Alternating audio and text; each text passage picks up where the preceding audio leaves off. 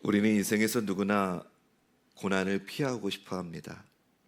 가능하다면 고난 없는 인생, 상처 없는 인생, 눈물 흘리지 않아도 되는 인생을 꿈꿉니다. 그래서 마음 한켠에는 이런 질문이 늘 따라다닙니다. 왜 하필 나에게 이런 일이 생겼을까? 하나님을 믿는데 왜 이렇게 힘들까? 특별히 신앙생활을 열심히 할수록 고난은 더 이해되지 않는 때가 많습니다. 말씀 앞에 서려고 애쓰고 기도하려고 발버둥 치고 믿음대로 살아보려고 하는데 오히려 삶은 더 팍팍해지고 상황은 더 막혀 있는 것처럼 느껴질 때가 있습니다. 그래서 우리는 어느 순간 고난을 이상한 일, 피해야 할 사고, 우리 신앙의 실패의 증거, 이렇게 여기게 된지 모릅니다. 그러나 성경은 전혀 다른 이야기를 합니다. 성경은 고난을 신앙의 예외가 아니라 신앙의 한 복판에 두고 이야기합니다. 특별히 베드로전서는 처음부터 끝까지 고난을 피하는 법이 아니라 고난을 어떻게 이해하고 어떻게 지나가야 하는가를 가르쳐주는 편지입니다. 오늘 우리가 함께 읽은 본문은 베드로가 성도들에게 아주 분명하게 말하는 장면입니다. 고난을 이상하게 여기지 말라. 불시험이 와도 놀라지 말라. 오히려 그리스도의 고난에 참여하는 것으로 여기라. 이 말씀은 오늘 우리에게 이렇게 묻고 있습니다. 나는 고난을 어떻게 받아들이고 있나? 고난을 피하려고만 하고 있는가? 아니면 고난을 통해서 하나님께 더 가까이 나아가고 있는가? 오늘 우리는 이 말씀을 통해 고난을 제거해 달라고만 기도하는 자리가 아니라 오늘 제목처럼 고난과 친해지며 광야를 지나면서도 하나님을 더 깊이 사랑하는 자리로 나아가는 시간 되시기를 주님의 이름으로 축원합니다. 오늘 주시는 말씀을 통해 성도에게 고난이 왜 이상한 일이 아닌지, 그리고 그 고난이 어떻게 우리를 하나님께로 이끌어가는지를 함께 살펴보고자 합니다.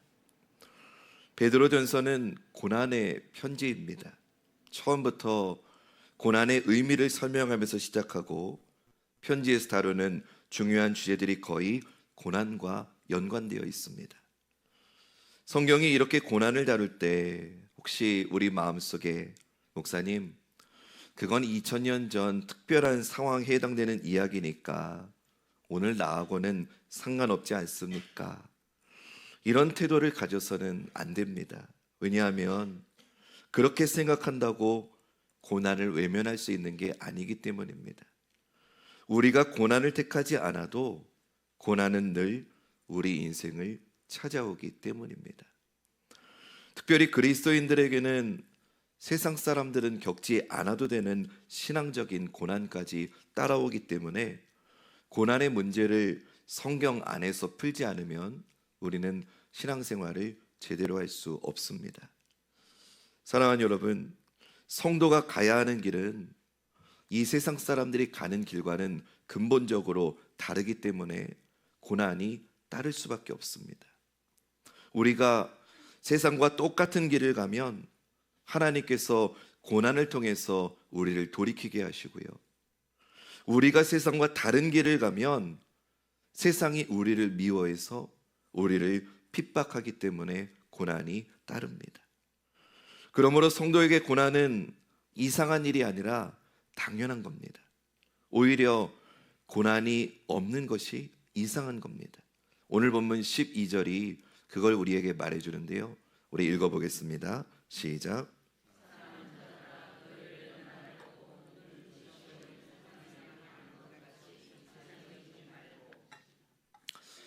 여기서는 시험, 그것도 그냥 시험이 아니라 불시험이 와도 이상하게 여기지 말라라고 합니다.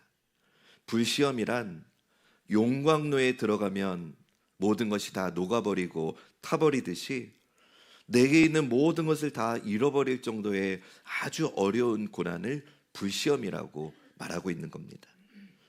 지금 이 편지를 받고 있는 이 1차 독자들은 이 네로 황제가 주도하는 무서운 박해를 받아야 되는 지경입니다. 베드로는 성령의 감동 가운데 그 무서운 불시험을 준비시키고 있는 겁니다. 그런데 그렇게 무서운 불시험도 어떤 의미가 있다고 말합니까? 읽은 말씀 보니까 너희를 연단하려고 오는 이라고 말합니다. 즉 연단을 위해서 이 불시험이 허락된 거다라고 말합니다. 용광로 속에는 대부분 깨끗한 철이 들어가는 게 아니라 고철이나 고물들이 들어가지요. 용광로는 이런 고철들을 뜨거운 불로 녹여서 그 찌든 찌꺼기들을 다 빼냅니다. 고철들이 용광로를 통해서 새로운 깨끗한 쇠가 되는 거지요. 이거를 연단이라고도 하고 재련이라고도 하지요. 고난이 그와 같은 역할을 한다는 거예요. 왜 그리스도인에게 엄청나게 힘들고 어려운 시험이 허락되느냐? 우리를 연단하시기 위함이라는 거죠. 하나님은 고난을 통해서 우리가 버릴 것을 버리게 하시고 끊을 것을 끊게 하시고 우리가 가야 될 길을 믿음으로 가게 하신다는 거예요. 종교개혁자 마틴 루터는 고난을 제3의 성례다라고 말했어요. 성례는 은혜의 방편이지요. 그러니까 고난이 우리의 삶을 순수하게 만들고 우리를 더 깨끗하게 하고 우리를 더 거룩하게 연단하는 은혜의 방편이라는 거죠. 그러므로 그리스도인은 고난이 올 때 하나님이 나를 버리신 거 아닌가? 내가 복이 없는 건가? 이렇게 생각할 게 아니라 지금 내가 내 삶의 순화와 거룩함을 위해서 은혜의 방편인 제3의 성례를 받고 있다라고 생각을 해야 된다는 겁니다. 우리 로마서 8장 17절 말씀 읽어볼까요? 시작.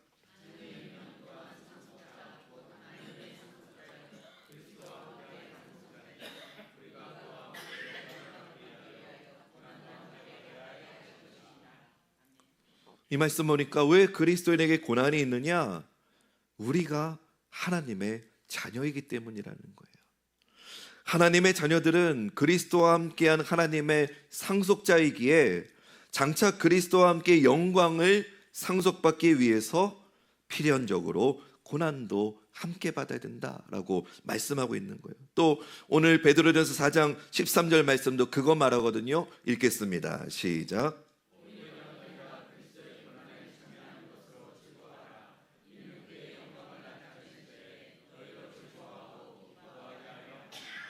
하나님은 우리에게요 지극한 영광을 상속으로 준비하고 계세요. 그런데 그 영광을 즐거움과 기쁨으로 받을 수 있도록 고난으로 연단을 허락하고 계신다는 거예요. 여러분, 고난이 지나야만 영광이 오는 거예요. 고난이 있는 곳에 연단이 있고요, 연단이 지나야 영광이 있다는 거예요. 우리가 현재 당하는 고난은 장래에 받을 고난과 비교할 수 없는 영광으로 이어진다고 성경은 말하고 있어요. 고난을 이상하게 여기지 않고 기뻐해야 될 이유가 여기에 있는 거예요. 사랑하는 여러분, 하나님의 자녀들에게 고난은 이상한 게 아니에요. 오히려 고난이 없는 게 이상한 거예요. 이건 제 말이 아니에요. 성경이 계속해서 이거를 말해주고 있어요. 몇 구절 읽어볼게요. 빌립보서 1장 29절 말씀 읽겠습니다. 시작.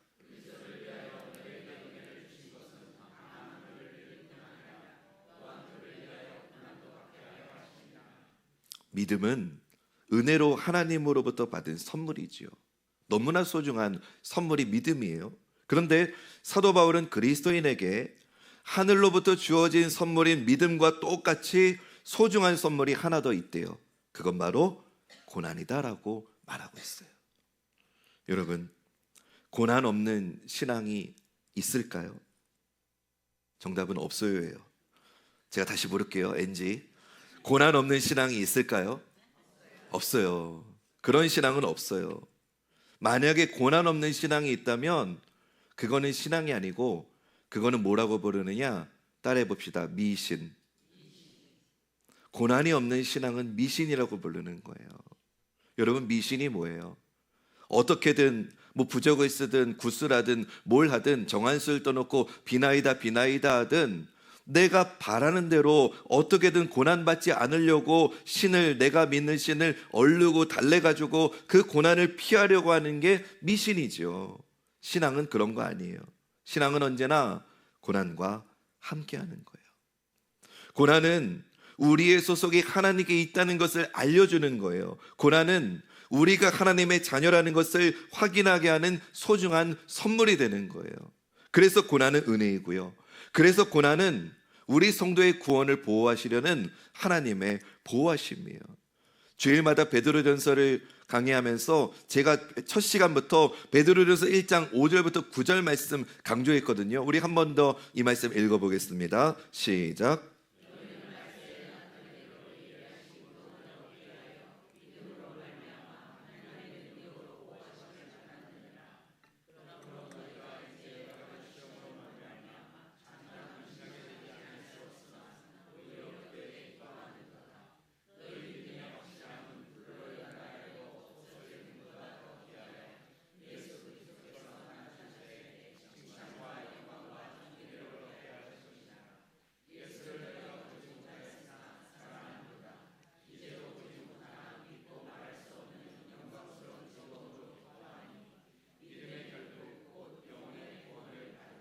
아멘. 여러분, 제가 다시 말씀드릴게요. 고난은 성도의 구원을 보호하는 하나님의 보호하시는 방법이 고난이에요. 여러분, 이 말씀 보니까 구원을 뭐라고 말해요? 베드로는 구원이 단순히 지옥 가지 않는 게 구원이다라고 말하지 않아요? 오늘 말씀, 방금 읽은 말씀 끝에 보니까 구원이란 믿음의 결국, 영혼의 구원이라고 하면서 그게 뭐냐? 예수를 너희가 보지 못하였으나 사랑하는도다. 믿음의 마지막 그 결국은 보지 못하는 주님을 사랑하는 거래요. 여러분, 구원은 사랑이에요. 하나님을 사랑하는 거예요. 그냥 사랑하는 게 아니라 보지 못하는 주님을 말할 수 없는 영광스러운 즐거움으로 기뻐하면서 사랑하는 것이 구원이라고 해요. 하나님의 선물인 위로부터 주어진 믿음은 우리를 그 보지 못하는 주님을 사랑하는 자리로 이끌어가는 게 구원이다라고 말하고 있는 거예요. 근데 너무나 안타깝게도 우리는 이 구원을 별로 사모하지 않아요. 이 구원보다, 하나님을 사랑하는 것보다 우리는 로또 1등 당첨되는 걸 더 좋아해요. 로또 1등 당첨돼서 건물 사가지고 내 평생에 일하지 않아도 내 통장 잔고를 가득가득 채워가지고 마음껏 여행가고 마음껏 놀러가고 마음껏 즐길 수 있는 그런 인생을 우리는 하나님 사랑하는 것보다 더 사랑한다고요. 그래서 우리가 가만히 있으면 하나님을 사랑하는 자리로 나아가지 않는 존재니까 하나님이 우리에게 그 자리까지 나아가도록 허락하시는 게 고난이고 연단인 거예요. 우리의 구원의 보호를 위해서 고난이 동원된다는 거예요. 로마서 1장 17절도 그거 말씀하거든요. 우리 읽어보겠습니다. 시작.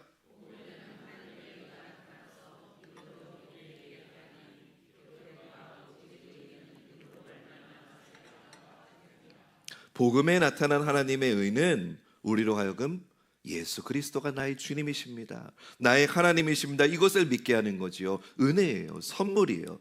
그러나 이 믿음이 그냥 그 자리에 머물러 있는 게 아니에요. 방금 읽은 말씀에 보니까 믿음으로 믿음에 이르게 한대요.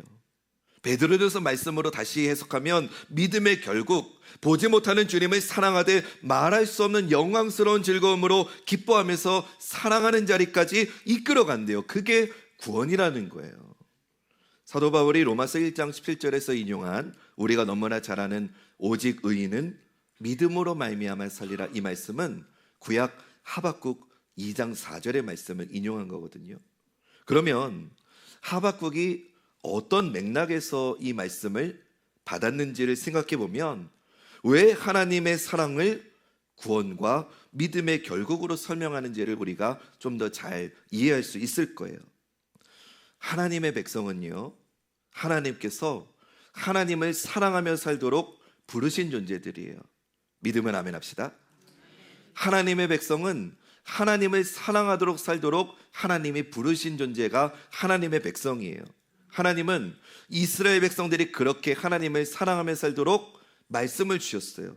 말씀만 주신 게 아니라 하박국 말씀해 보니까 무화과 나무도 주시고요, 포도나무의 열매도 주시고요, 감람나무의 소출도 주시고요, 논밭에 먹을 것도 주시고요, 우리의 양도 주시고요, 외양간에 소도 주셨어요.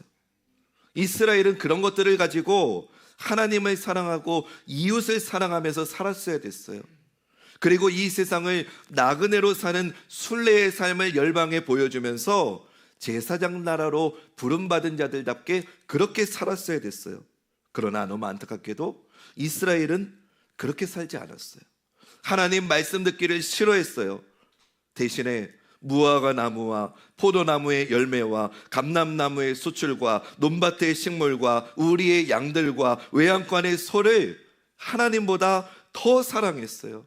우리가 로또 1등을 하나님보다 더 사랑하는 것처럼 그들도 그랬다는 거예요. 그러니까 여러분, 성경을 읽을 때 하나님을 외면하고 떠난 사람은 옛날 사람들만의 이야기라고 생각하면 안 돼요. 오늘 우리 이야기예요.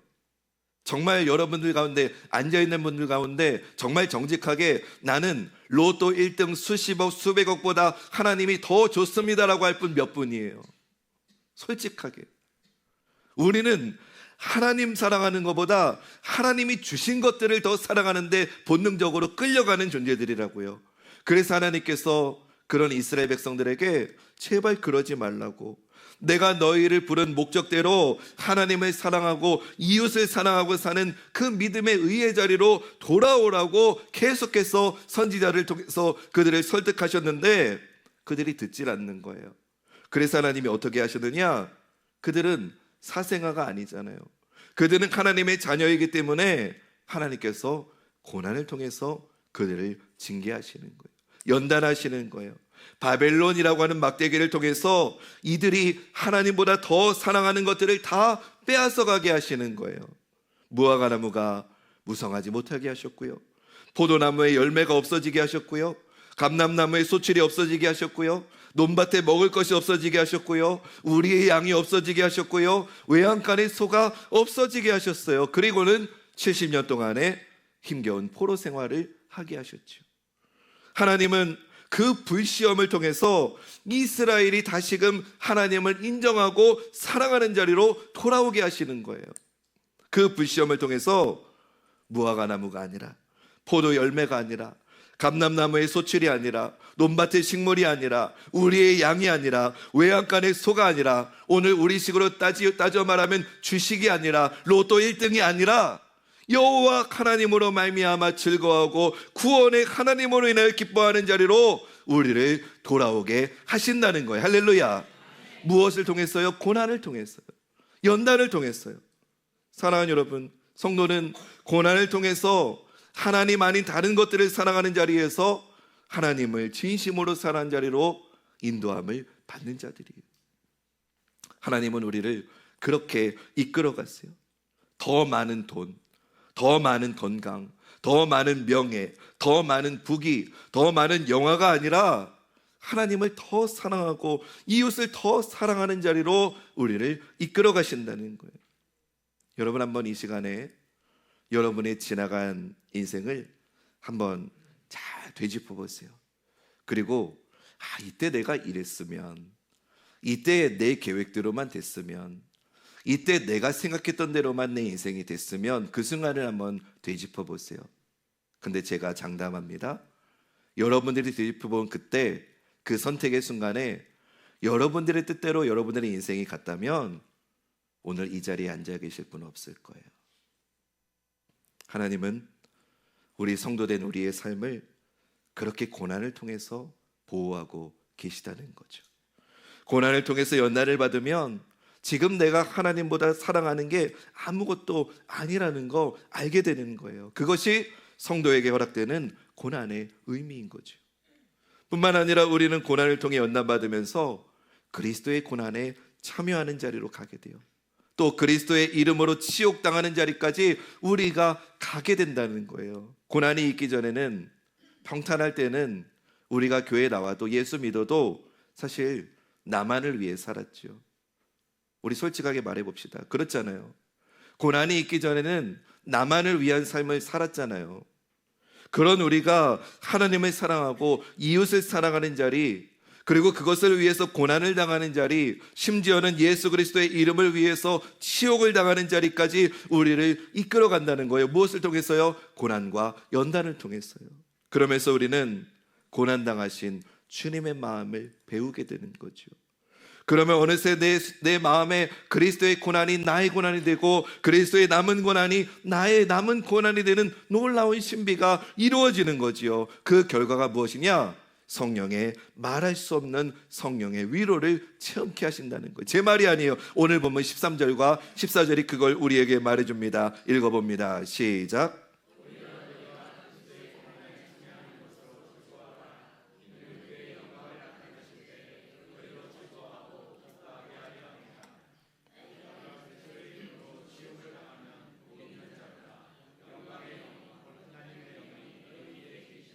아멘.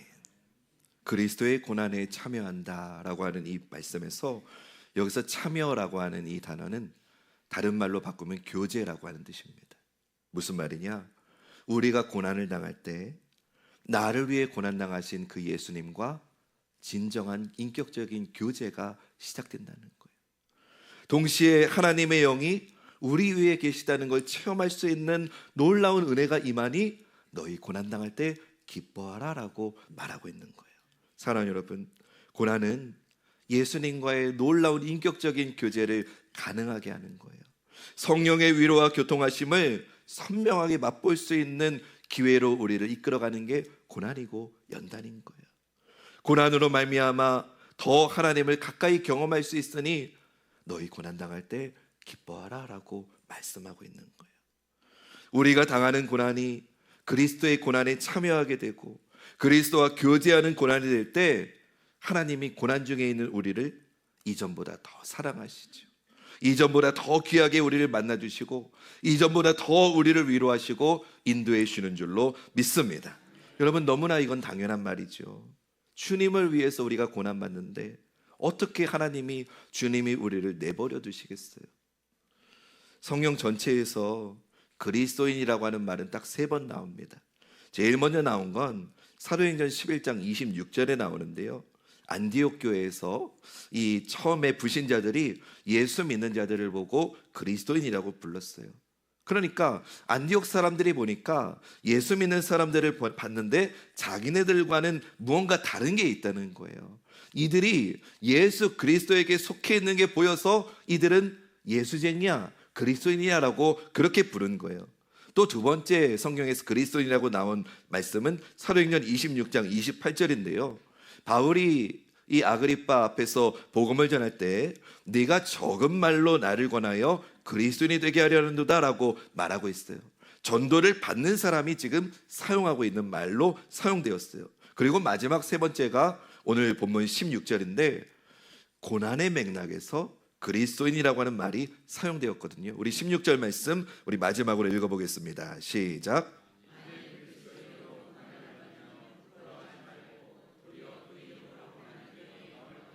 아멘. 여러분, 이게 무슨 말일까요? 성경에 쓰인 그리스도인의 이 3번을 다 종합해 보니까 우리가 고난 가운데서도 하나님께 나아가면 세상은 그런 우리를 보면서 우리가 그리스도께 속한 자라는 것을 고백하게 된다는 거죠. 그렇기 때문에 사랑하는 여러분, 고난당하는 거 부끄럽게 생각하지 마세요. 실패한 거 부끄럽게 여기지 마세요. 가난, 병든 거 부끄러운 거 아니에요. 오히려 그런 우리의 약함을 통해서 하나님께 영광을 돌리는 우리가 되어야 될 줄로 믿습니다. 그동안 한국교회는 너무 치우친 기복주의 말씀이 기승을 부렸어요. 예수 믿으면 부자 된다더라, 예수 믿으면 병 난다더라, 예수 믿으면 자식들이 형통한다더라. 물론 하나님 그렇게 해주시는 분이지요. 그런데 여러분, 부자가 되고 병이 낫고 인류대학 들어가야만 하나님께 영광 돌려드리는 거 아니에요. 부자가 되어도 하나님 사랑하지 않고 이웃 사랑하지 않으면 그 부자는 하나님 영광 가린 거예요. 인류대학을 가도 자기 잘난 줄 알면 그런 인생은 하나님 영광 가리는 거예요. 그러나 고난을 통해서 하나님을 사랑하고 이웃을 사랑하는 자리로 돌아가고 고난을 통해서 내가 예수 그리스도께 속한 삶을 그렇게 나타내고 고난을 통해서 복음을 전하는 인생이 되는 것, 그것이 하나님께서 영광 받으시는 우리의 삶이 되는 줄로 믿습니다. 성도의 인생에는 언제나 광야가 있어요. 우리가 원해서 들어간 광야가 아닐 수도 있지요. 기도했는데도 피할 수 없었던 그런 광야일 수도 있어요. 그러나 오늘 말씀을 여러분 잘 들어보세요. 그 광야는 버림받은 자리가 아니래요. 하나님이 우리를 가장 가까이 만나주시는 자리래요. 광야에서는 익숙하던 것들이 하나씩 다 사라지는 자리죠. 내가 붙들고 의지했던 것들이 다 떨어져 나가고 내 인생을 지탱해 줄 줄 알았던 것들이 더 이상 나에게 힘이 되지 않는 순간이 광야인 거예요. 그래서 우리는 그 광야에서 비로소 깨닫게 되는 거지요. 내가 의지할 분은 하나님뿐이라는 것을. 그래서 광야는 아파요. 고난은 힘들어요. 그러나 그 고난 한가운데서도 하나님은 우리를 포기하지 않았어요. 오히려 더 단단하게 우리를 붙들고 계세요. 불같은 고난 속에서도 하나님은 우리를 망하게 하시는 게 아니라 연단하시는 거예요. 우리가 멀어지는 게 아니라, 우리가 하나님으로부터 멀어지는 게 아니라 오히려 하나님께 더 가까이 이끄시는 자리가 고난의 자리고 광야의 자리인 거예요. 우리를 침묵하게 하시는 게 아니라 우리의 아픔을 통해 하나님이 더 큰 영광을 받으시는 자리가 광야의 자리라는 거예요. 사랑하는 여러분, 지금 여러분이 지나고 있는 길이 광야라면 그 걸음은 결코 헛되지 않아요. 그 광야는 하나님이 함께 지나고 있는 길이기 때문이죠. 그 광야 끝에는 뭐가 있느냐? 하나님을 더 사랑한다고 고백하는 내가 있게 되는 거예요. 그 광야를 지나면 이웃을 진심으로 사랑하는 내가 있는 거예요. 그 광야를 지나면 예수 그리스도께 분명히 속해 있는 내가 서 있게 될 줄로 믿습니다. 그렇기 때문에 사랑하는 성도 여러분, 2025년 마지막 목사의 양심을 걸고 설교합니다.